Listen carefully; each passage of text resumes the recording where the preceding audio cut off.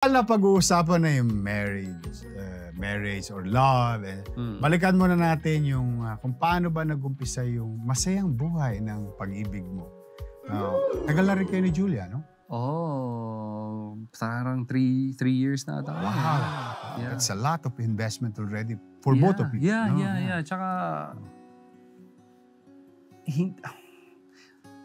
wag na, baka maging kotor. Wag na.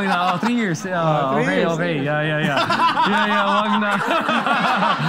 Wag na. No, it's okay. Wag na. Tama yun. Basta chill lang tayo. Chill lang. Good vibes lang. Chill lang. But it's a challenging 3 years. Challenge? Oh no, yun nga yung sasabihin ko eh. Yung 3 years na yun, saya at magaan. Iwan na natin doon. Iwan na natin magaan. Parang hindi, nagulat nga ako eh na really, it's been parang that long na. So I think doon mo talaga malalaman na parang masaya ka talaga kasi hindi mo na binibilang eh. Kumbaga, I'm about to say. Hindi mo, when you're happy, you don't count nararamdaman. So yeah, happy.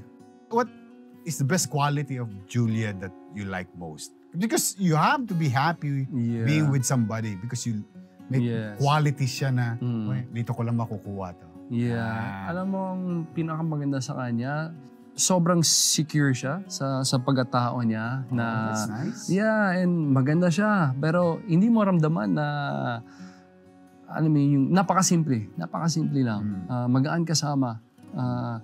Very supportive sa mga ibang kalokohan ko. Like, magpa-practice ako ng basketball 4 hours a day, di ba? Or muna ako ng negosyo ng ilang oras isang araw, di ba? O nung pandemic, ang dami kong trabaho din tinanggap, pero supportive. So, di nanunumbat, di ba? Walang ganon eh. So, very pragmatic. Hindi siya nagde-demand, you have to be with me like this, like that. Siyempre may mga konting pasiko dyan na parang, date naman na. Lalambing, di ba? Pero yan, ihirit. Baka gusto mo kumain sa labas. Yung pala, nag-aayala ng date. Pero hindi mo maramdaman na parang obligasyon. Obligasyon siya. Tapos minsan sobrang busy ako, parang ako na nagsasabi kasi hindi na, wala nang siko eh, wala nang parang ako na kailangan ko na siya bumawi, kailangan ko na. So, yun. Oh, that's nice. Ito yung mga misconception. Pag showbiz couple, parang Disneyland. Oh, that's not true. Oh, may no. pagtatalo, may inisan-misan. What are the common, persistent situation na napupunta kayo sa argument? Because it happens. Oh, naman. Babalik ako dun sa parang hindi ko naramdaman na parang 3 years na, 3-4 years na, di ba? Kasi wala kaming yung... Kunwari, kung ito pag-uusapan namin, alam ko mag-aaway tayo, tapos mabanggit ko ulit to, wala kaming ganun eh, wala kaming specific na, Pero ako, medyo mababaw lang, yung simpleng lang, parang tatanungin ko saan mo gusto kumain, ano gusto mong kain. Di ba? Ang babaw, di ba? Pero yun talaga. Pero nakakainis yan. Kasi parang ayaw mo rin mag-isip din kung gusto mo siya. And then, ibabalik sa akin yung tanong. Ikaw, saan mo gusto kumain? Ikaw, anong gusto mo? Minsan pag-take out ako, danan kita ng pagkain. Anong gusto mo? Ikaw na bahala. Di ba? Ang hirap nun eh. Pero alam mo, tip ko sa'yo, yung ikaw na bahala, alam mo ang presumption doon, ng babae, alam mo yung gusto niya. Okay. Pwede. It's a testing. It's a testing to you. Kung... Kilala mo ba ako? Pwede. Yung style yan ng Eva ba? Isa nga niya. Pwede. Ikaw na bahala. Pero pag binili mo, hindi niya type. Exactly. Patay ka. Kita mo yung tsura nun. Patay ka. Tinan mo naman kita eh. Diba? Kung ano yung gusto mo. Diba? Yeah, pero hindi yan ang gusto ko. Hindi ba kailangan? Asawa ng Diyos. Maraming tinamahan ko. Totoo yun. Testing nila yan. Sige na. Mamaya baka yun din yan sa akin. Okay. Sa post ni Julia, nung birthday mo, sabi, partner in life. So, ibig sabihin, you intend to be with her. And there is a process. Did you propose already? Hindi. Ako nagsabi, parang siya ata nagsabi partner in life. Siya nagsabi partner in life. So, mukhang set na siya. Nag-propose na siya eh. Yun na! Joke lang. Okay, it's the other way. Hindi. Patayo. Hindi. Yun yung ano minsan, di ko ma-explain Parang minsan yung, alam mo lang na Yun na yun. nagkaroon din tayo mga relationships. Lahat naman tayo, di ba? And hindi sa never compare, but parang it's just, parang alam mo lang. It's an unexplainable feeling na. Actually, nga, no? Diba? Come to think of it. Pero at kung 1 month, tas bigla mong asawahin na. Pero bakit? Bakit nyo diba? po? Wala lang. Anong naparealize nyo? Or The ano same yung answer moment that you have. Minsan alam mo na lang it's time. Pero bago niyan, bago siya, yun yung parang question na minsan tatanong mo sa kaibigan ko, gano'n na parang, paano mo malalaman pag alam mo na o yun na yun? Ito question ko to. I was asked so many times also about it. Because not all, but generally, ang mga nag-asawang kapwa-artista, they end up separating. Okay. Most, not all. Hindi ka ba natatakot? That can happen to you and Julia or, you know, we don't know. At nangyayari kasi medyo kakaiba yung trabaho kasi natin Di ba? Kunwari, kung asawa ko man siya, tapos nagtatrabaho, di ba? Kunwari lang, I mean, di ba, kung sakali in the future, di ba, tapos asawa ko siya, tapos may gagawing proyekto, ganun, di ba? Kahit sabihin mo, naiintindihan ko naman, trabaho naman namin yan, di ba? Or may medyo mababaw para siya, pero may kissing scene, ganun. Di ba? Di ba parang... Di ba? Maging honest lang ako. Di ba? Kahit sabihin mo, dapat naiintindihan ko yan. Pero at the end of the day, awkward pa rin yan. Kasi asawa ko yan, girlfriend ko yan. Tapos yung kakissing scene, nakita mo sa hallway, Hindi. Hindi asawa ko. Kasi hindi mo alam, magagalit dapat ba Magagalit ka ba? Ano, di ba? That's why napaka-awkward ng trabaho natin Napakahirap. O kaya may girlfriend na ka, tapos parang naghiwalay na kayo, pero di ba makikita mo yung billboard niya sa di ba parang, kasi kung hindi ka showbiz, parang normal na lang, hiwalay kayo ng asawa mo, girlfriend mo. Pwede na hindi na kayo magkikita Magkukrusan lang gas nyo Kaya sige, mahirap siya. Mahirap But kapag gusto mong isang bagay, lagi may paraan. Kung ayaw, lagi may dahilan. Yeah. Do you plan this year or in the near future? Grabe naman. Do you plan? Grabe naman yan. To propose? Ang hirap naman yan. You have a 5-year plan. Negosyo. Okay, ganito. Doon sa 5-year plan, kasi syempre kasama yan dyan. Ayun, hindi lang ako magsasabi. Basta kasama yan dyan. It's part of the plan. Yes. Don't ask how many years. Basta there's a 5-year plan of Gerald. Okay. Alam niya na bahagi siya ng ginagawa. Alam niya. I mean, very clear sa kanya. Sa totoo na kailangan siya yung tanungin, pero alam ko nararamdaman niya. Kasi... you know why did I ask? Importante sa babae. Kasi sometimes, we guys, we don't talk too much. Yeah, we don't elaborate. Hindi tayo nag-elaborate. Yes. Importante marinig yun. Marinig niya. Sometimes, yes. Hindi, kaya ako yung ginawa. Because for us. Ganun. Yun, going doon sa sinabi niyo, tama, hindi ako masyadong vocal, pero yung mga plano ko, alam niya. At alam niya na... She's part of it. Yes. Unconscious, or yung kahit hindi namin sinasabi. O sa other side, sa kanya naman, sinasabi din niya sa'yo. Mas vocal siya. Mas vocal siya. Mas open siya. Which is, I think, gano'n naman talaga diba? Gano'n talaga tayo mga... That's nice. At least, it's not Disneyland. So it's naman. not Wonderland. Naman. So when you come and listen to Gerald, it's a typical lovers. Normal people experience the same thing over and over again. Nagkataon lang, napapanood nyo kami sa Popular TV. lang. Pero gano'n din. Ano yung mga pinagdadaanan nyo? Nothing special. Tama. Kasi minsan, siyempre yung expectations compared to reality. Yeah. Lalo na po ngayon sa Instagram, di ba? Lahat na masaya lang ang pinopost natin Di ba? lahat ng kaya kung love team man yan, tapos lahat ng mga kilig moments ng pinapanood. Di ba? Hindi naman ganun sa totoong buhay. Gaano kalayo ang apekto sa'yo o sa inyo when people are commenting differently? Yung mga yun, again, iba. Because it has nothing to do with your relationship. Remember, their comment is different from you dealing with another person. Like love, in this case, di ba? But do you get affected of those things? At the end of the day, tao pa rin tayo. Ako, kami. Tao pa rin tayo. Kahit sabihin mo na parang, wala na sa akin yan. Kasi, di ba? Parang, syempre may konti parang grabe. Tapos may mga ibang comments na, parang kaya mo sabihin to? Hindi mo naman ako kilala. Mas marunong ka pa sa buhay ko. Di ba? Mas marunong ka pa sa buhay ko. Parang, ikaw ba kasama ko dito?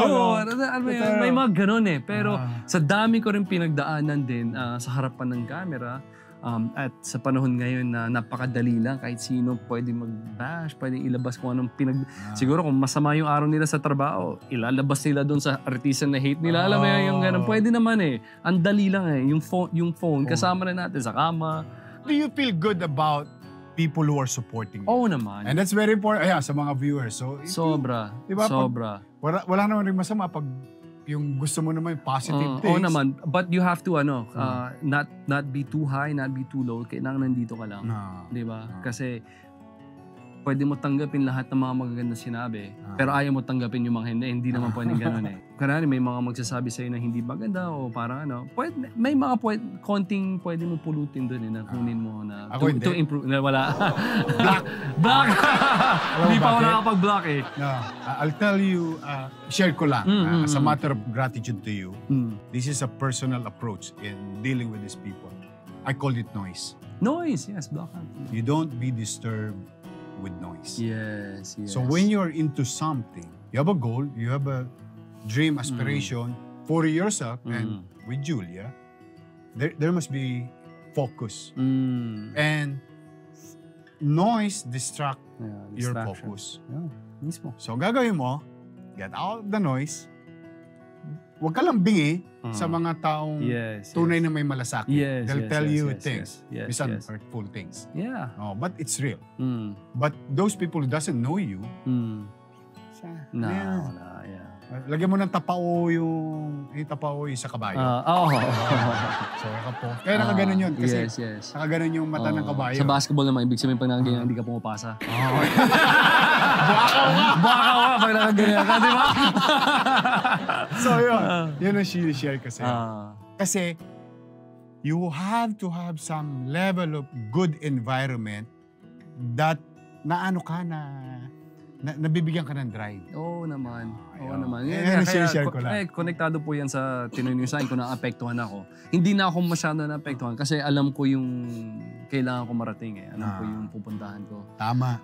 Noise lang yun. Noise lang yun. Okay, hindi na tayo sa third segment. May laro tayo rito. Masusubukan natin kung magaling mag-basketball si Gerard. Bilang magaling na celebrity baller, hinahamon natin ng isang larong tatawagin nating shoot or dare. Yahoo! Meron tayong mini basketball at paramihan na masushoot in 24 seconds. At kung sino yung pinaka-konti ang na-shoot, siya ang sasagot ng dare. Yeah. Okay. Daring questions. Okay. Daring actions ata yan. Okay. Ready ka na? Ready. Okay. Ready? 24 seconds. Timer starts now. Okay. 1, 2, 3. Yari ako. Oh, no! Balagong ako nito. 4. 2. 5. Yari ako. Okay. 2 lang ako. So ano po, what turns you on? Light bulb? I think sa Eva ba? Ano ba to? Sa Eva ba? Babae ba to? What the?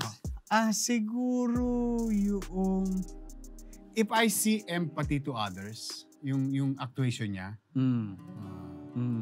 that come on sa akin yun. Kasi nanggaling ako sa kasadlakan ng buhay. Mhm. If you cannot treat people fairly, nung kinikilala pa lang kita, Yeah. nilalagay ko sa sarili ko, paano kung ako yun? basurero lang ako. So, pag hindi ko nakita yung ganong attitude, na-off na ako. Oh, yun na. Instead, actually, hindi lang turn on, turn off yun kapag baliktad na yung... Parang mas mataturn on ako pagka maayos ka makitungo sa tao. Meron din akong experience dati. Alam mo yung mga kumakatok sa pag-traffic, kumakatok sa yung mga bata, hindi ko talagang binibigyan ko. Pero kapag medyo parang malaking katawan, tapos medyo, di ba, yung lalaki na parang sa loob ko, parang pwede pa magtrabaho to ng kaya ko bigyan. Pero yung kasama ko, yung siya nagsabi na parang, sige na, yung talagang hindi na kaya. Hindi na kaya, gusto niya talaga bigyan. Tapos sila-explain ko. Matatanda. Yun yung turn on. So, yun. So, ugali. More on ugali. Kasi nga, the point is, we're not gonna live alone. Being together, we're gonna deal with people. Yes. Exactly. Tama. All our life. Exactly. Tirada ulit. Okay. Timer. Now? Okay. Ay. Manalo ka, Isko. Ikaw naman makapag-gano. Yun, 1. 1. 2. 2. 3. 3. 4. 4. 5. 6. Sa akin mga tayo shoot 7. Larry Bird. 7. That's naman ako. Baligtad na to. Ako na natatanong. Ako na interview Okay. Okay. Ang yung question is, ano best asset ng partner mo para sa'yo? Ano yung best asset niya? Understanding. Baduy ko ba ito? Hindi, sexy. Gusto ko nila juicy. Juicy, Ay, pero kasi totoo yan. You know why? For her to stay with me almost 25 years na. In a few years, a year or two or less. No? Tapos lagi akong wala. Bago niya ako na-meet, nasa public service na ako. So, walang reason for her not to understand things. But still, understanding it, nakakatuwa, di ba? Na parang, wow. So, yung understanding niya is very, kasi talagang dinedicate ko yung life ko sa public service. Yun ang best asset niya. Ikaw, anong best asset ni Julia? Parang ganun din, pero very supportive din. Ganun din very supportive. Hindi ko naman din magagawa lahat ng... Bakit? Bakit? Naghanap ng juicy yan eh. Juicy. Hindi, pero yun talaga. At saka sexy. Para sa... kasi mali tanong ninyo. Ano ang best asset? Hindi mo sinabi, anong best physical asset? Kung yun ang tanong nyo. Meron yata dyan di ba? Sinabi nyo asset. Gusto mo yung ako nanalo pero sinasagot ko pa rin? Okay. Ready na kayo? Sige. Ready, set, go. 1.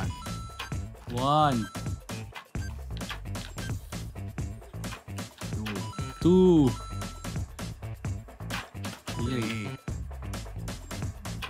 3. 4. Ay! 4. 5. 6. 7. Ito tayo. 7. Ako na. Ako na. Okay. Yan. Paraya na siya. Ako magtatanong ito. Okay. Para juicy Ay, grabe! Binago! Anong isang bahagi ng katawan mo ang tingin mo katawan ko? nakakapagpa-sexy sa'yo? Katawan ko? Di ba? Yung abs, yung mga gano'n. Physical. Katawan ko? Ako ba dapat sumasagot yan? Physical. Nako. Nakakahiya naman. And before you answer, alam mo, Misan, gusto kitang gayahin. Nakita kita sa Men's Health Magazine, sa front page. Bumibili ako 7-Eleven. Nakita ko, balik ako sa gym. Pero ang ginawa ko, trimming. Trimming. Nag-trim ako. Kaya nung nag-mayor ako, kung napasin nyo, pumayat ako. O kasi nakita ko yung katawa mo. Minsan, grabe, ang tagal na nun ah. Minsan, nakita ko. Talaga? Ano yung front cover ka. I'm just sharing. Okay, now your turn. Jessica, grabe, ang hirap.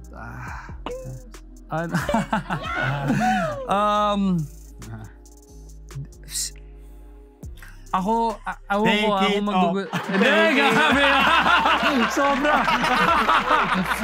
Ngayon ako natalo ah. Binawi yan Di ko alam kung juicy na to para sa inyo, pero I think yung eyes yung parang kasi yun yung gateway to the soul, parang tama. 'Di ba? Kasi doon pa lang makikita mo kung gusto kita o yeah, so yun, feeling ko eyes daw. Eyes. Kasi sabi nila ang greatest asset is abs, no? Abs. Ako naman ab. Isang buo. Isang buo. Okay, last round. Last round. Okay. Timer starts now. 1. Alat na ako 2. 3. Papasma. Ay, wait ka. 4.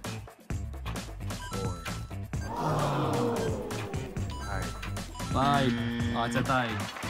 Pares sa home court. Advantage.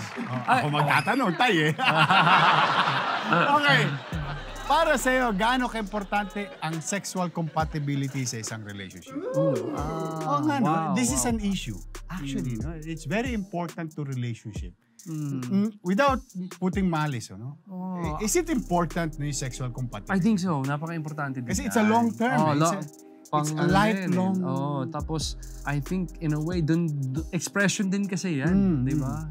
Kung hindi kayo compatible, parang may problema ka buong buhay mo. May problema yata kay buong buhay nyo, di ba? Kasi katabi mo yan Tsaka anong ibig sabihin din yan para sa kanya. Very problematic yan kasi kailangan mo i-pinpoint kung bakit. Dahil, what if ikaw lang yung parang hindi okay sa'yo pero sa kanya okay. Di ba? Mas mahirap din yun. Mga viewers, very important to. Touchy siya, medyo sensitive issue, pero it's very important. Kasi, syempre, narinig ko rin yung hindi naman importante yung sorry for the sex o yung love making, di ba? Ang importante, mahal yung isa't isa. Pero again, para sa akin, expression yan Expression yun. And it's a need. It's a need. It's gonna be a need. For one both. way or another. For both. Need. Exactly. And yun nga, I think dun mo din nilalabas. Yung para sa ano nyo, ng isa't isa. So it's very important. Yeah. See? Yeah. It has to be discussed. Yeah. Kung ano, pero kapag compatible man, wala nang discussion. Wala nang discussion yun Kumbaga, it has to be talaga two-way, no? Yes. Punok-poko na muna si Gerard. Salamat. Gina G siya. Diba? Dahil dyan, meron kang regalo sa amin. Discovery Night. Yan, t-shirt. Jersey ba to? Jersey. Okay.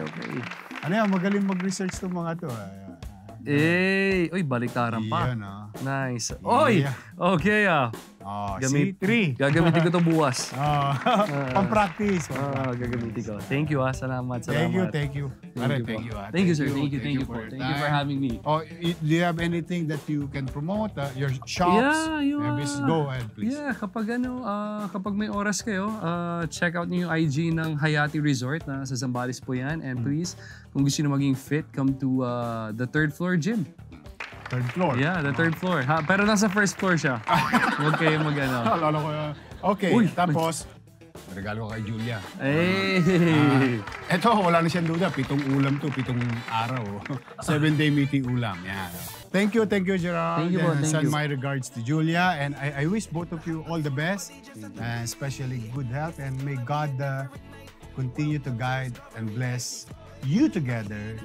And I wish you success. Salamat. It's hard, but Yes. it's doable. Yes.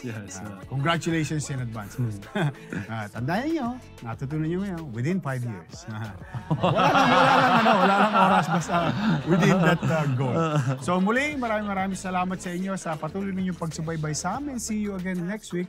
Again, if I'm not asking too much, please do subscribe in our channel and click the notification button so that lagi kayong updated sa aming mga guests and uploads dito sa aming Discovery Night show. So, maraming salamat. Good night. Yan. Yeah.